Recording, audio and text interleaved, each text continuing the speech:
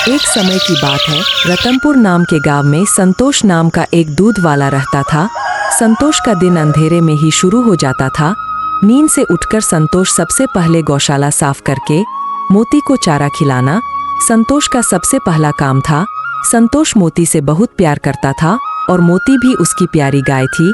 मोती की देखभाल में ही संतोष का सारा दिन बीतता था। संतोष अपनी बूढ़ी दादी के साथ रहता था। संतोष के माता पिता बचपन में ही गुजर चुके थे। संतोष अपनी दादी और घर का भरण पोषण मोती का दूध बेचकर किया करता था। संतोष की गाय का दूध ताजा और शुद्ध होने के कारण पूरे रतनपुर गांव में बहुत प्रसिद्ध था। सभी रतनपुर निवासी संतोष से ही दूध लिया करते थे। संतोष सुबह होते ही अपनी गाय का दूध लेकर गांव में बेचने निकल पड़ता।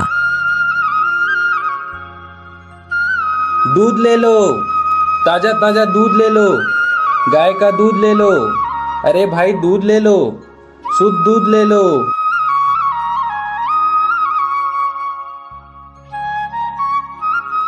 संतोष काका मुझे 1 किलो दूध दे दो।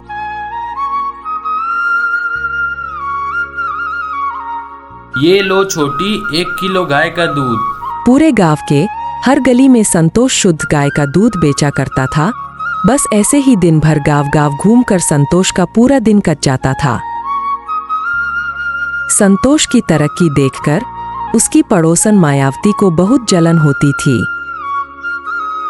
मायावती विचार करती है और घर जाकर अपने पति से कहती है। रामलाल घोड़े बेचकर सो रहा था।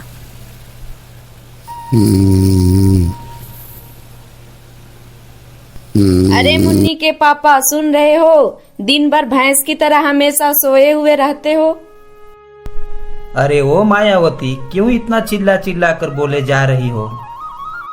एक काम करके भी आप खुश नहीं हो, थोड़ा बाहर जाकर भी देखो।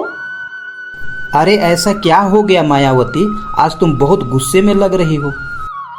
संतोष दिन भर गाय का दूध ले लो, गाय का दूध ले लो चिल्ला चिल्ला कर पूरे गांव में बेच रहा है। हमारे घर में भी तो गाय है, आप भी तो गाय का दूध निकालकर संतोष की तरह बेच सकते हो। अरे मायावती, संतोष के गाय का दूध पूरे गांव में प्रसिद्ध है, तो हमारा दूध कौन खरीदेगा? भाग्यवान, मेरे पास एक ऐसा विचार है जिससे संतोष के सारे ग्राहक संतोष को छोड़कर हमारे से दूध खरीदेंगे। क्या विचार है मायावती? मैं संतोष के दूध के भाव से आधे भाव में लोगों को दूध बेचूंगी। शुरुआत में दूध एकदम शुद्ध बेचूंगी। जैसे ही संतोष का दूध का व्यापार बंद हो जाएगा, वैसे ही मैं दूध में मिलावट करना शुरू करूंगी। यह सोचकर मायावती ने दूध का व्यापार शुरू किया।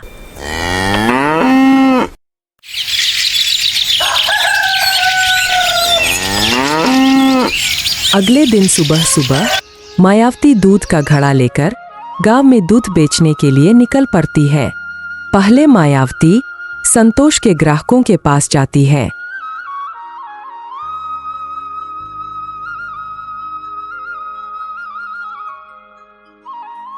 छोटी, अरे ओ छोटी। अरे आई। अरे छोटी, दूध ले लो, एकदम शुद्ध दूध है, एकदम शुद्ध दूध है। एक बार लोगी तो दोबारा जरूर याद करोगी। अरे नहीं काकी, मैं तो संतोष काका से ही दूध लेती हूँ। उनका दूध एकदम शुद्ध और ताजा होता है। छोटी, मैं क्या खराब दूध दूंगी? क्या मेरा दूध तो संतोष के दूध से भी अच्छा है। संतोष के दूध से आधे भाव में दे रही हूँ। क्या आधे भाव में? छोटी, आप इतना दूध लेने में सोच क्यों रही हो? पहले आप दूध ले लो, दूध अच्छा लगे तो दूध के पैसे देना। ठीक है काकी, आप इतना कह रही हो तो दे दो। छोटी खूब खुश हो गई और छोटी को मायावती का दूध बहुत पसंद आया और छोटी ने यह बात पूरे गांव को बताई कि संतोष एक ठग है। फिर संतोष थोड़ा सा दूध निकालकर पड़ोसी गांव विजयपुर में बेचने जाने लगा। संतोष एक दिन पड़ोसी गांव विजयपुर में अपना दूध बेच रहा था। तभी वहां एक ग्रामीण आकर संतोष को चिल्लाकर कहता है। संतोष, मैं तो तुम्हें अच्छा समझता था कि तुम्हारा दूध एकदम ताजा है, मगर मायावती का दूध तुम्हारे दूध से अच्छा है और तुम्हारे दूध से आधे दाम में है। संतोष चुपचाप ग्रामीण की सारी बातें सुन रहा था। मोती बता, इसमें मेरा क्या कसूर है? यह सब गांव वालों ने मुझे गलत समझा। क्यों समझा? बता, क्यों गलत समझा? घर लौटकर संतोष बहुत दुखी हो रहा था।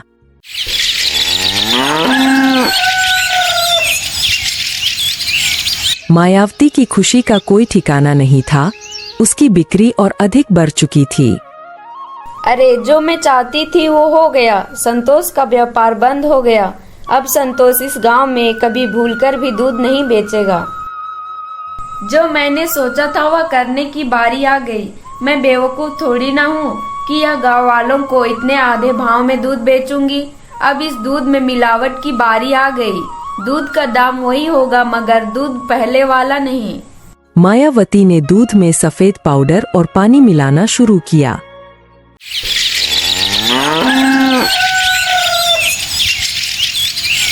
एक दिन गांव के सेठ के घर। कृष्णा, तुम्हें तो पता ही होगा, मेरी बेटी चंपा का आज जन्म दिवस है। हाँ सेठ जी, मुझे पता है कि आज आपकी बेटी का जन्म दिवस है और आप हर बार की तरह इस बार भी भोज का आयोजन रखोगे जिसमें पूरे गांव वालों को निमंत्रण देना है। हाँ कृष्णा, तुम उसकी चिंता मत करो। मैंने हरिया के हाथों पूरे गांव वालों को मेरी बेटी चंपा के जन्मदिन के लिए आने का निमंत्रण दिया है। तुम्हें पता ही होगा कि मेरी बेटी चंपा को शुद्ध दूध के बने खीर कितने पसंद है। हाँ, तो तुम वह संतोष से दूध लेकर खीर बनाने के लिए गांव के हलवाई चाचा को दूध दे देना। अरे सेठ जी, वह संतोष तो एक नंबर का ठग है। उसने गांव वालों को अच्छे से बेवकूफ बनाया है। फिर कृष्णा ने संतोष की सारी बातें जो गांव में हो रही थी वह सारी बातें सेठ जी को बता देता है। अरे सेठ जी, आजकल वह मायावती भी दूध बेच रही है। मायावती का दूध शुद्ध और ताजा होने के साथ साथ संतोष के दूध से आधे दाम में बेचती है। अच्छा, तो फिर तुम वह मायावती से दूध लेकर हलवाई को दे दो, मगर मायावती को कहना कि दूध गांव के सेठ ने मंगवाया है। दूध एकदम शुद्ध और ताजा होना चाहिए। फिर कृष्णा सेठ जी के घर से चला जाता है। फिर सेठ सोचता है, मुझे तो कृष्णा की बातों पर विश्वास ही नहीं हो रहा है कि संतोष ऐसा कर सकता है। कृष्णा को मायावती रास्ते में ही मिल जाती है। अरे मायावती, मैं तुम्हारे घर ही आ रहा था, मगर तुम रास्ते में ही मिल गई। रमेश काका, तुम मेरे घर क्यों आ रहे थे?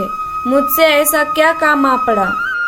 अरे मायावती, मुझे वह 10 किलो दूध चाहिए। क्या 10 किलो दूध? अरे मायावती, आज सेठ जी की बेटी का जन्मदिन है, तो उसी के अवसर पर खीर बनाने के लिए दूध चाहिए था। हाँ, क्यों नहीं, देती हूँ। लो, पूरा 10 किलो दूध है। फिर क्या, कृष्णा मायावती से दूध ले लेता है।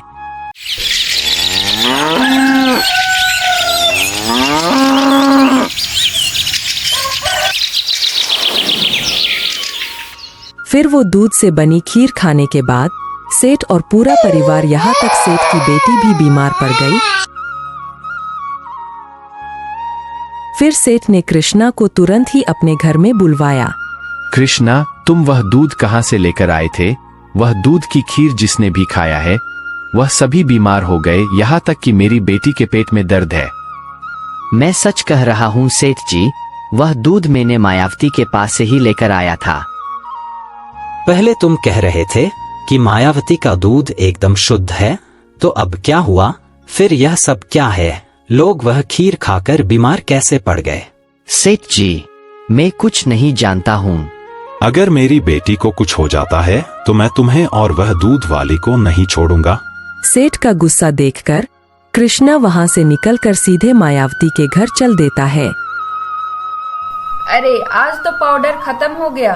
कल के दूध में मैंने सारा पाउडर मिला दिया, पर अच्छा है, कल का सारा दूध तो सेठ जी खरीद लिया। आज पाउडर बाजार से लाती हूँ, उसके बाद दूध बेचूंगी।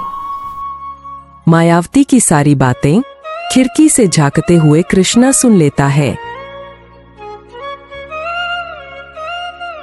छी छी मायावती, तुम इतने नीचे गिर जाओगी यह मैंने कभी सोचा नहीं था।